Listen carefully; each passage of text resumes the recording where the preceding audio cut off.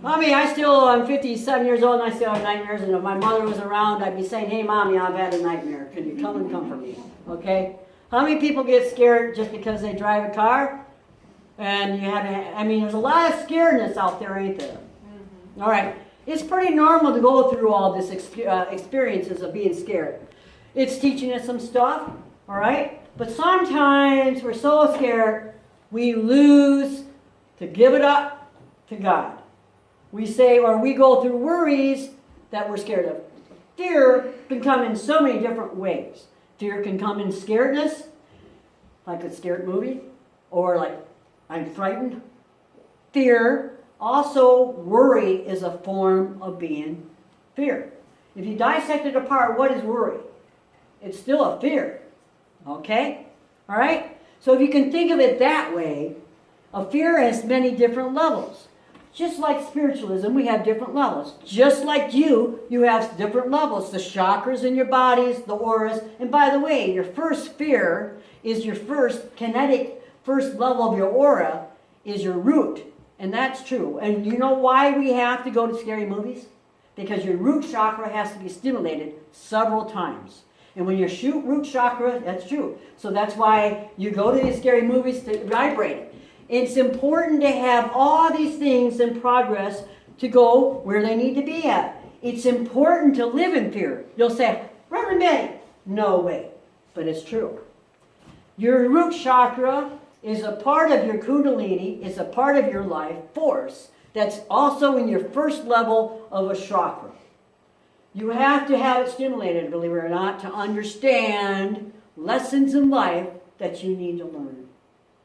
If I did not get feared, or I did not get scared, or I did not get worried, I would have problems. Everything would be perfect, then wouldn't it? Who's perfect? I asked you that when we first started out about God, that prayer. Did I not ask you that? We're not perfect. We all go through these lessons in our life because we have to learn something. And so do disciples. Disciples had to learn a lot of stuff, and so do we, actually. What I want to say, God gives us peace of mind and comforts our hearts whenever we need to, or whatever. I'm going to read in St. Matthew's, and this is the Lambda Bible. And it says here, and I'm going to start in chapter 14. Actually, 14. And we're going to be in, we're going to be starting into where Jesus already now, I'm going to set the picture up in St. Matthew's. This is where Jesus now found out that his beloved John the Baptist got beheaded. And now Jesus just found that out. And the disciples came and told Jesus that his beloved person just got beheaded, and he goes and gets the body and they bury him. Now this is after they go get the body and bury him. And this is where he's also feeding the multiple people. And I'm going to talk a little bit about that. That's not the main sermon, but I want to talk about the fear that he had. Here's the fears of the disciples a little bit to lead up to what I'm trying to say to you. The fears of the disciples sees all these multitude of people that they just came. And they only had so many loaves of bread and they had so many loaves of fish. And they couldn't feed all these multiple people.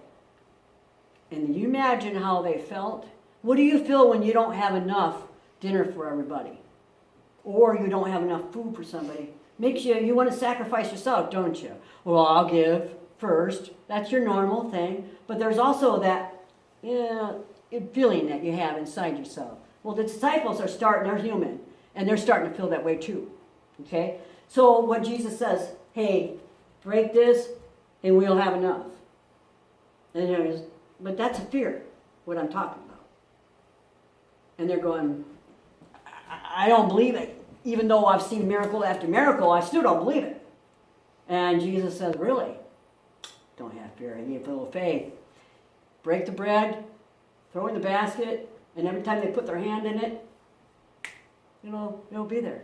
Have faith. Wow. Have faith. Okay. Then I'm going to continue reading. That's setting it up. But the most important one, what I want to talk to you about, is walking on the water. Okay, after he dismissed the people, Jesus himself wanted to go by himself to go pray about his beloved John the Baptist. he had to be by himself. He had to gather his wisdom and his energy to come stillness within inside himself. I teach that to you, and I have say that to you. When you come silent and still, we listen to our guides, we can listen to our angels, we listen to God. That's how we can. Jesus himself, as a man, had to go by himself to get grounded. Does that ring a bell? All spiritualists, we all have to be grounded. Jesus himself, that just shows he had to be by himself. So Jesus went and did that, and he sent his disciples on their way after he fed the multitude of people. And he says, but the boat was many miles away now, and the land, and he sent them out, and they were tossed around with the wind, and the wind was carrying the boat many, many miles away. And on the fourth watch of the night, and a fourth watch, and what a fourth watch means in the Bible is 4 a.m. The watch means 4 a.m. of the night. This is at 4. If you notice, a lot of spiritual things happen at 4. They do. Dreams. You're in your REM. Ringing a bell? Yeah, it is. Jesus then came to them walking on water. Can you imagine at 4 o'clock in the morning, the boat's being around, bounced around, waves are coming in, filling up with water, actually. And the disciples saw him walking on water, and they were frightened. And they said, it is a false vision. Am I seeing that right? Can you imagine Peter going, am I seeing that right? No way, that man in the distance is coming. Who is the shadow of that man? Can you imagine the voices that they're hearing? I can. Just visualizing it in your mind's eye right now. And he says, they became frightened. They said, cried out. And they said, it is a false vision. And they cried out because they were feared. But Jesus spoke to them at once and said, have courage. It is I, in the distance. Do not be afraid. And Peter answered, saying, my Lord, it is you. They still questioned it because there's a shadow coming that they've never seen anybody walking on water before, but they have seen so many miracles performed. By now you'd think they wouldn't get used to it, right? Because, a little boy dies down on the ground, and then all of a sudden he raises Lazarus from the dead, and he's seeing all these miracles, touching him, the blind man can see, he's casting out demons, and they still are frightened. And it says, Peter says, my Lord, it is you who commanded me to come to you on the water. Jesus said to him, come, Peter. So Peter went down. Now Peter is the rock of Jesus. Peter all knew who Jesus Christ was before any of the disciples. They call him the rock. That's why he called Peter to him. Because he showed Jesus without a doubt that he believed and he had faith. He gave him the keys to heaven. And it was Peter. Jesus said to him, come. So Peter went down from the boat and walked on the water. The disciple walked on the water to come to Jesus. But when he saw that the wind was strong, he was afraid again and began to sink. And he raised his voice and said, my Lord, save me. And the Lord immediately stretched out his arms and his hand and clasped to him and said unto him, O you of little faith, why did you doubt? And when you got into the boat, the wind quieted down. And who were in the boat came and worshipped him, and they said, truly, you are the Son of God. And they rowed and came back to the land. Man, that boat was tossed around, and they still didn't learn, because do you think that that wind was actually, Jesus did that on purpose because he knew the wind was there? We don't do anything by happen to chance. You're here today because you were supposed to come. That contract that you have, you're supposed to be here. You're supposed to wake up this morning. You're supposed to understand yourself. And you're touching the essence. And these little voices that are in your head, or coincidentally of what we talked about prior, may I share that? About whatever we can come about, that this young man here, that him and I talked about him being healed from cancer. Okay? That is supposed to happen. There's a contract that we have. And that's what the disciples had to go through themselves too. To understand that they had faith, that they had to believe. even though they were born a man, like we are, and women, we still have to go through tribulations to learn something. And what we have to learn is so grand and so important that, like the walking on water, it's okay to be frightened. It's okay because you just have to have a little bit more faith, like the armor protection of what we say our prayers every day. Give me a little faith. Father God, I lost my ways. Like that prayer I said this today when people were here about, dear God, I woke up this morning and gave me a new day. What else does that walking on water teach us? The raising of the tossing of the waves is desperation and rage that we all go through. The waves, we create our own demise. I know I do. I don't mean to, but I do. I'm worrywart. I don't mean to worry, but I am. I gotta walk on water. I'm not walking on water yet, do you understand? Like Peter, I still have to lose my faith, and I still would like to, but I'm still human. I'm a worrywart, don't mean to be. How many people can attest that they have sins? Or whatever metal cabinets that we have to go through. We have to. But a new wave, the waves are like that, and they're testing us all the time. But what did he do to quiet it down? Quiet down, and he commanded it.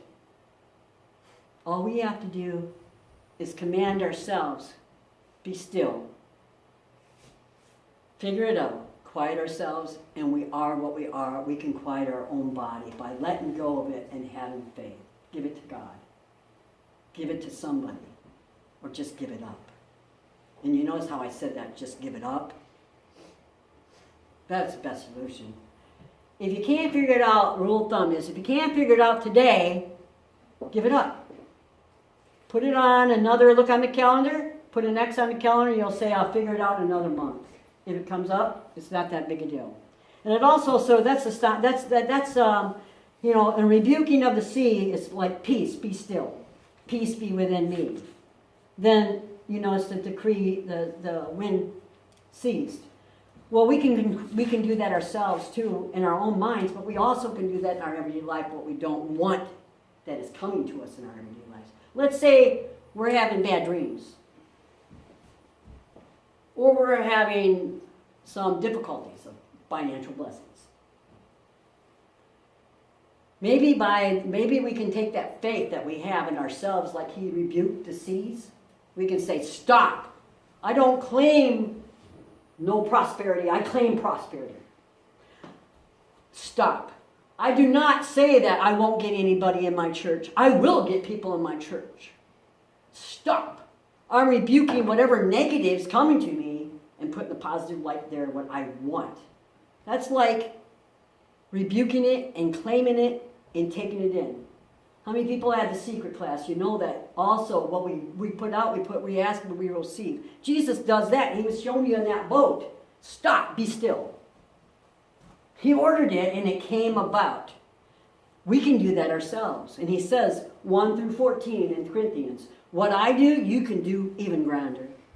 So can you rebuke this wind like the sea of the disciples? He says, quiet and be still. You can. Also, what does that also teaches us? The peace of God which sustains all understanding and calms all our fears. When we have somebody, like we find the answers, and then we can sit there and go, I didn't know that until it came to me. And then you notice and tranquility comes to us and peace. Once we find the answers. Well, you can find the answers through your guides. You can find the answers within you because it's already raising it's in you. You just don't know it. What we're having problems with that fear is that we can't touch the essence that's already within us, that we already know the lesson. Or are also the answer. It's already within us. If we could just kind of meditate, that's how come I want you to meditate, because it's there. Calm your energy, take it away, be still in the presence of God, and find the answer that you need, because it's there. The calmness is the light, Christ light, that Jesus did calming the sea. You have that ability too. The light is you. Are you not connected to the Father? We are. You think about it that way. The mind and the heart are so smoothing. Doubt, whatever you are, Know that the presence of God is always watching over you. Always. And you, the Christ-like, you never hide your light under a bushel. Why would you do that? It would catch on fire. It's just like you. Why would you want to hide your light? If you're going through difficulty times like the disciples, and they didn't see it and they were still in fear, they identified they were fear, but then Jesus told them what to do afterwards. Have faith. Go within inside yourself. Calm your own peace. Calm your own story. Calm the negativity. You can be the disciples. You are disciples. You are the disciples of light already. I give this to you just with food, and I could go on and go on about this because I love this chapel. Matthew is just one of my favorites. But I wanted to say that walking on water, we all have our own walking on water.